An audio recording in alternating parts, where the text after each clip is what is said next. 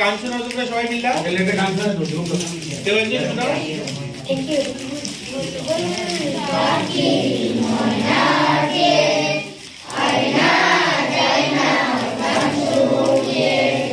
বুলবুল পাখি ময়না গে আয়না যায় না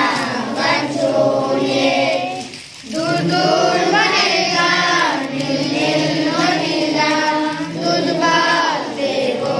সন্দেশ মাগে বুলবুল পাখি ময়না গে আয়না যায় না গান শুনিয়ে ঝিলমিল ঝিলমিল ঝর্ণা জাগায় কুলকুল কুলকুল রস ভরে যায় ব্যঙ্গো ব্যঙ্গো গল্প শোনায় রাজার কুমার পৌঁছিলেন চলে যায় উড়বে লাফাঙ্গা মেলে নিয়ে তোরা এরি বন্দনা দিনের জন্যে বুলবুল পাখি ময়না গে আয়না যায় না গান শুনিয়ে গুনগান গুনগান ভাষা তোদের ছোট্ট কি বাচ্চা আছে তোদের দিবি কি আমায় দুটো তাদের আদর করে আমি সুনাই কাছারে বলদে বকেতে রাধে কৃষ্ণ কান্দে বসিয়ে বুলবুল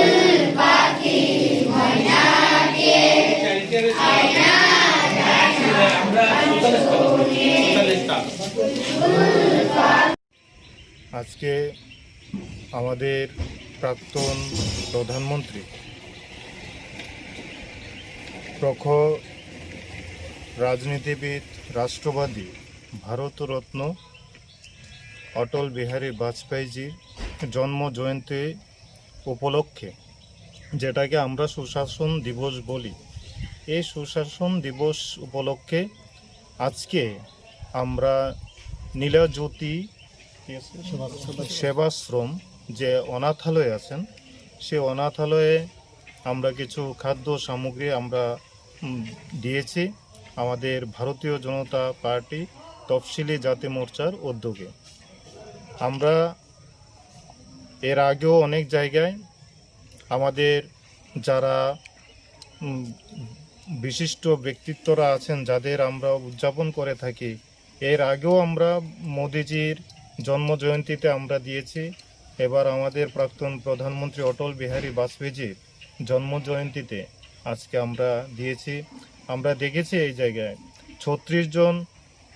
ছোট ছোট শিশুরা এই জায়গায় আছেন, তাদেরকে সেবা দিচ্ছেন এই সোসাইটি। তো আমরা চাই এই সোসাইটি আরও এগিয়ে যাক, এইভাবে সমাজের পিছিয়ে পড়া সমাজের যারা এখনও অনাথ আছে তাদেরকে যেন সেই সঠিক সুযোগটা করে দেন, তারা যেন নিজের পায়ে দাঁড়াতে পারে, তারা যেন সমাজের মধ্যে একটা পরিচিতি পায়, সেদিকে লক্ষ্য রেখে ওনারা কাজ করবেন আমাদেরকে আশ্বস্ত করেছেন। আমরাও আমাদের তফসিলি জাতি মোর্চার উদ্যোগে যতটুকু পারি যখন পারি আমরা তাদের পাশে দাঁড়াবো, তাদের জন্য কাজ করতে চাইব, এটুকু আমি বলতে চাই। নমস্কার।